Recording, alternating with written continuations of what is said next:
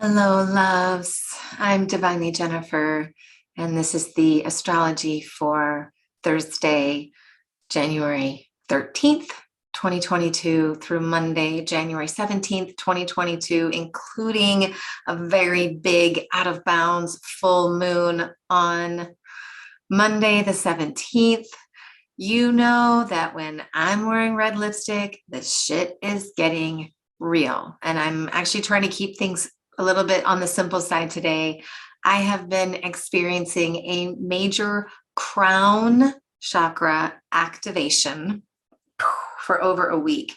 This is queen energy. It's been physically intense, especially for a couple of days, right around the Venus star point. I talked to so many women who were feeling unwell this weekend. They either were on their moon cycles, they were feeling physically unwell, or both.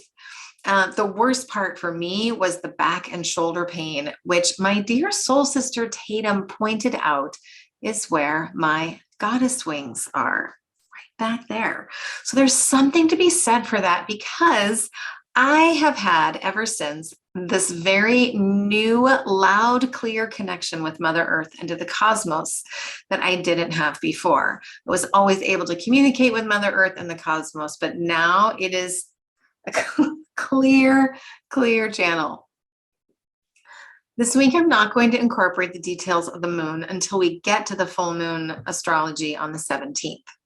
Overall, it's a really difficult time for the moon for the next several days, especially the 17th. She is sensitive and she is so damn tired of restrictions and lies and people being mean to each other. And she is not going to hold her feelings back in any way this week. You are going to know what people are thinking, either because they'll tell you, because it'll be written all over their face, even if they're not using their words, or they're just going to turn their back to you and that'll be it. Or they'll silence you or ghost you or just go into their shells and that'll be it. And she's considered out of bounds right now. So don't even think about putting her in any sort of box. She's very outside the box when she's out of bounds. And with Mercury turning retrograde this week, communications are going to be off anyway. So when in doubt, apologize if you've said something that could hurt someone, either intentionally or unintentionally.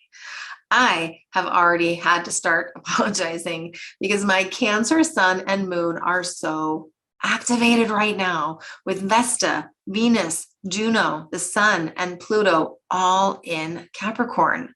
Why can't everyone just let me be in my nice little crop shell, wrapped in a soft blanket on the sofa or outside in the sunshine?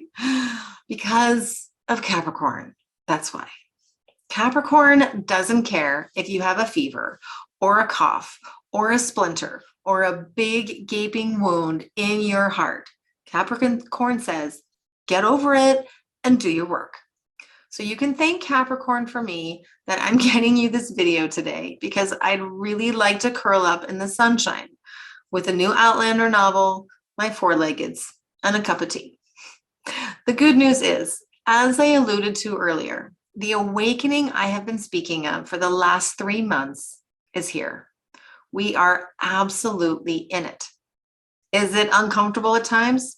Oh yes, physically, emotionally, mentally, and spiritually. This is why I have encouraged so many of you to look at natural health practices, nutritional mushrooms. I'm amazed that what helped me the most were wormwood, which is an anti-parasitic. It's a composter, right? It's helping you compost in your gut when you've got worms and stuff living in there. And then barberry root tincture, which is a root.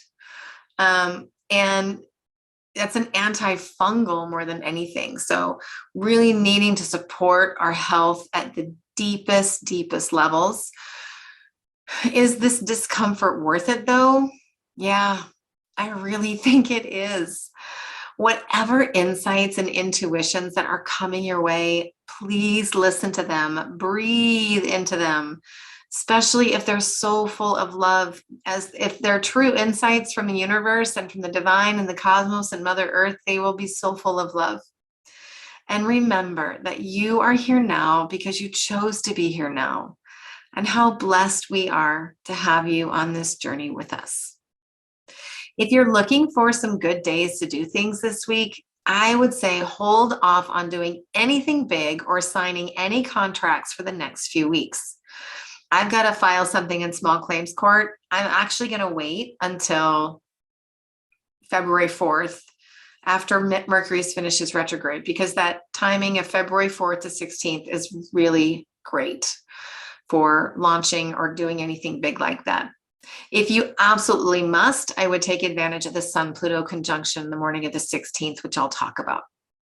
Also, if you have any planets or points at 0 degrees of your chart, especially in the mutable signs of Gemini, Virgo, Sagittarius, and Pisces, you're really going to be feeling them this week, as the lunar nodes, or the nodes of fate, are hanging out at 0 degrees of Gemini and 0 degrees of Sagittarius until Tuesday. And on Tuesday, the North Node is going to venture into Taurus for the first time since 2003, and the South Node will move into Scorpio. You may feel like everything is especially destined or meant to be, and that can be quite triggering or activating. I have Saturn at 0 degrees of Gemini, and so I'm really feeling these restrictions and challenges around communication and within my local environment. Luckily, though, the energy will pass next week. And also next week, the sun is going to move into Aquarius, leaving a little bit of the structured Capricorn energy before Mars and Mercury make their way into Capricorn. So Mercury is going to retrograde into Capricorn, and then Mars will come into Capricorn. And Mars is going to give us a little extra mojo and motivation for doing some of those hard Capricorn yards for the next couple of weeks. All right, loves, let's just keep this simple, get to the juicy astrology. Remember, all times that I talk about are Pacific Standard Time. If you need some help navigating this wild world, navigating your chart, please email me at hello@divinelyjennifer.com, or you can always book a session at www.divinelyjennifer.com. So Thursday, January 13th at 1:47 p.m. Pacific Standard Time, the sun in Capricorn squares Eris in Aries. This is Joan of Arc energy in its highest forms. It's like Dorothy facing the wizard and realizing it's just a guy behind the curtain. It's much easier to have courage when we know the emperor is naked. Do you know that? Do you know that old fairy tale, The Emperor's New Clothes? I'm going to talk about that again in a minute. It's a good one. It's by Hans Christian Andersen. And, so the government or big corporations may puff themselves up to be or seem bigger or more powerful than they are. Eris knows otherwise. She is fire. She is goddess, and she is sovereignty. And we see this because the Supreme Court just announced right before I started recording this that they are saying that the Biden administration cannot mandate the COVID vaccine for private sector workers, although they do allow them for healthcare workers in the federal sector. So for instance, at the VA, I'm so glad I am not at the VA anymore.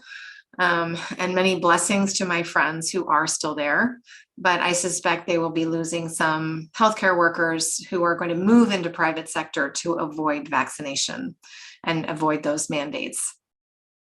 So stay tuned for more in that sector, I am sure. Friday, January 14th at 3:41 a.m., Mercury stations retrograde at 10 degrees, 20 minutes of Aquarius. He's going to retrograde all the way back to 24 degrees, 22 minutes of Capricorn on February 3rd. Take the time to review, revisit, reevaluate, reboot your ideas, your ideals, and communications, both what you put out and receive. And speaking of rebooting, whenever Mercury goes retrograde, you may find yourself needing to reboot your phone and your computer a lot. Make sure you're saving, you got your power cables nearby, all that good stuff. And also, if you want to take a break from social media, or you want to revise your website, or just anything that you're looking to revise, revisit, review, look back at what you've put out into the world or received communications-wise since December 29th. Watch for new truths or circumstances to be revealed. We don't have to be scared or worried about Mercury retrograde. Think of it as a chance to hit pause or rewind before we hit fast forward, because the energy is going to move like a Ducati motorcycle as soon as Mercury stations direct on February 3rd. So enjoy the slowdown. We'll have two personal planets, Mercury and Venus retrograde, both through January 29th. So Mercury and Venus will both be retrograde in Capricorn from January 25th to 29th, and from today, the 14th to the 29th, they'll both be retrograde. I do expect the government and universities, et cetera, to backtrack on their current guidance around mandates and restrictions, while also not admitting any mistakes whatsoever. So let's go back to that fairy tale, The Emperor's New Clothes. And in the fairy tale, it takes an innocent child, in this case, probably Venus, to reveal the truth that the adults are afraid to speak. We would do well to heed the wisdom of the children, as well as our own inner child. So like I said, also try not to sign any contracts or launch anything during Mercury's retrograde. The energy in the waxing Aquarius lunar cycle from February 14th to 16th is definitely worth wait. And then at 1:21 p.m. Pacific Standard Time, Ceres stations direct at 27 degrees 57 minutes of Taurus. Ceres ends her 13-week retrograde with a message around sustainability, value, and resources. Pay attention to what is asking to be conceived within you and where you feel fertile. Once she lands in Gemini on February 8th, the ideas are really going to start to flow, and there will be no holding back. Saturday,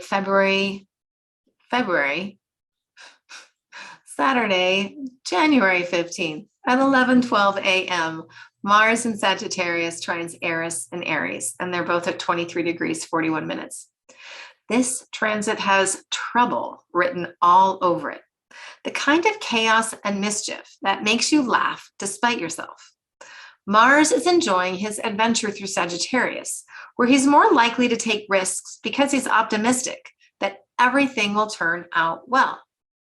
This is the kind of energy where we end up with a scraped knee or a trip to the emergency room, or where our guardian angels are working extra hard to prevent injury. Mars and Eris have a tendency to egg each other on or feed each other's energy.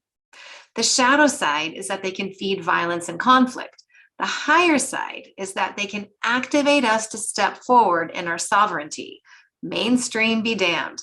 So really be careful if you're taking a risk, a physical risk, you're out on an adventure, out on a hike, just have an extra first aid kit, be extra careful, but have fun. Sunday, January 16th at 6:50 a.m., the Sun conjuncts Pluto at 26 degrees 26 minutes of Capricorn. I really like this transit a lot. It is incredibly empowering, regal energy. I know for some of you in the southeastern US right now, the weather really bites. But here in California, we are finally getting a little sunshine, and it is glorious. There is nothing like the winter sun on our face or on our backs, warming us to the loving energy of the sun. And that's the beauty of this transit, the radiance of the winter sun. Are the days short and mostly cold and often gray? Yes. And so does that make us appreciate even more the winter sun? Yes, it does. There is constriction and restriction out in the world. We've been experiencing it now for so long, and most of it is forced upon us by our governments, no matter where you live, but especially in states like California and New York, and countries like Austria, Germany, and Australia. And there are beacons of light everywhere. standing in their power and shining their radiance under all sorts of surreal and or dark circumstances. This is such a beautiful transit to have before tomorrow's full moon, which honestly could be a little tough. Ultimately, this transit tells us no matter how powerless you feel sometimes, you have gifts, you have a light, you have radiance and a magnificence to you, and no one is going to shine it for you. Only you can do that. Sometimes you might be the only one shining your light, or you might feel that way, but that's when you shine the brightest, just like the sun on a cold winter day. And then at 5:48 p.m., Juno in Capricorn squares Eris in Aries. They're both at 23 degrees, 41 minutes. This could be a tough one for intimate partnerships if your partnerships don't appreciate your individuality or your light. Some partners really thrive on codependency, either as the enabler or the enabled. So often these relationship patterns have been modeled for generations, especially when there's a history of alcoholism or other addiction. Sometimes Eris, the goddess of discord and chaos, shocks us into seeing where we've given up our sovereignty in an intimate relationship. If you're in this type of relationship where you've given up your sovereignty knowingly or unknowingly, you may see or experience something today that wakes you up. Hopefully, you will take action on it. That's what Eris wants, and Juno too. As with all transits, there's also a higher vibration, and that's because relationships thrive when both partners, both parties are sovereign. This means being your own person in partnership with the other, where you feel able to shine your light and your gifts as your highest self. It can be so beneficial to both parties because then you're able to overcome obstacles so much more easily together, whether those obstacles have to do with one person or both. But if you can stand free in your sovereignty, it's so much easier to give and receive both in the relationship. Either way, this transit won't let you sit still. It's going to catapult you and your intimate relationships one way or another. Monday, January 17th. This is a brutal day for the moon in Cancer. Let's be Capricorn honest about it. Before the full moon, though, we've got Neptune conjuncting Pallas Athena at 8:59 a.m. They're at 21 degrees, 1 minute of Pisces. This is their third of 3 conjunctions in Pisces since May 30th, 2021, and their last until 2178. So it feels rather important, don't you think? Pallas is not her crystal clear strategic self in Pisces. She can't use her apt mental powers because it's too deep and murky in the waters, the deep, deep waters of Pisces. There's just not enough clarity. So she has to use her intuition and her third eye vision here. Our intuition really is a superpower. Most of us lose it as a kid because it's taught and conditioned out of us. So then we have to rediscover and retrain it again as an adult. This has been part of Pallas's mission while she's been in Pisces the last 10 months. Have you noticed how acute your intuition has gotten? We moms already have built-in radar, but now it's like we have eyes in the back of our head and we can see the GPS on the kids' phones, even if they turn their location off when they weren't supposed to. And even if you're not a mom of a 2-legged or a 4-legged even, you've probably noticed how much stronger your intuition has gotten also. Now here comes Neptune, the god of the oceans and the sign where he is the modern ruler. He's very strong here. Pay attention to any and all messages from the divine today. Okay, we really want to pay attention to them all the time, but today you might literally have the special gold-plated 2-way walkie-talkie megaphone with the divine and be aware of it if you aren't normally. Granted, the messages coming in may be via obtuse ways or languages through music, art, the birds, frequency, waves. Not necessarily, they're not going to be in clear English necessarily, but they're coming. They're coming in all the time. Use your intuition and your inner guidance to help you navigate. They are your radar to help you move through the murkiness of life. The next time these two come together will be in 2026 in Aries, the sign of the individual, and it will feel more like you're training for the Olympics. This energy, of course, feeds into the full moon at 3:48 p.m. Pacific Standard Time. I could just start crying right now, and that would give you an idea what the full moon may feel like. The moon is all by herself in Cancer, and she's feeling alone. She does have a sextile to Ceres in Taurus, who feels like the mother trying to soothe her child, but just can't find the right words because what do you say when the world as you have always known it is falling apart? Even if it's a good thing, things are falling apart so that we can create something new. There has to be space for grief. But you've got Juno at 24 degrees, Pluto at 26 degrees, and the sun at 27 degrees, 50 minutes of Capricorn. So the moon's at 27 degrees, 50 minutes of Cancer, and Juno's at 24 Capricorn, Pluto's at 26 Capricorn, and the sun is at 27:50 of Capricorn.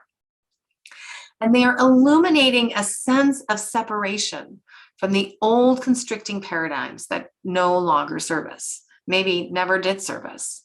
So on the one hand, it's awesome and empowering to be awakening to our sovereignty and to the new earth.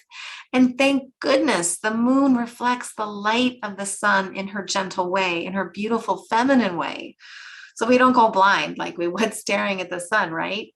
And the moon, the full moon, allows us to see at night through her full moon light. On the other hand, it can make us feel incredibly vulnerable standing in that light, in the awakening, knowing what we now know about the world, about ourselves, about our families and our lineage. There's a sense of rebirth to it, of being naked as we emerge from the cocoon. Many of you have lost loved ones over the last couple of years, and I wouldn't be surprised if they came back to visit you with this full moon, especially with the Pallas-Neptune conjunction earlier in the day. Many of us also have separated from our families physically or emotionally already. We've had to put distance between us because of differences in ideologies and perspectives around fear, restrictions, mandates, and the awakening itself. And this is the paradox of the full moon. Only through the polarities can the truths be illuminated. Only when the moon is opposite the sun can she fully radiate its light back to us. Like I said, this may be a tough full moon to ride out, but remember, like all life, like all moments in life, like all astrology, it's all transitory. It'll pass. And also remember that both Cancer and Capricorn are about roots. Cancer is about our lineage and familial roots, while Capricorn is about creating strong enough foundations so that the roots can continue to nourish the whole, even in the dark of winter. While it's important to honor all of our roots, it's also important to honor our sovereignty, our gifts, and our light. It's important to honor when it's time to let go of old structures that no longer serve humanity or the planet. The Cancer full moon always feels like one of the most emotional all year long, with the biggest waves and tides. Give yourself the space you need to ebb and flow so that you can be illuminated in all your radiance in the coming lunar cycles. Because let me tell you, they're going to be good. All right, beauties, that is all I've got for you. I want to get this out. Thank you for your patience in it being a few days late, but I missed the astrology earlier this week. I was down for the count. Through this crown chakra activation, do share your stories about what you've been experiencing in the comments on YouTube or in a reply to my newsletter, if that's how you hear from me. I'd be so grateful if you would subscribe or like this video or both so that those YouTube algorithms can send it off to as many people as needed in this moment. I love you so much. I will be back. I am Divinely Jennifer. Have a beautiful full moon, a beautiful week, and I'll see you the next time.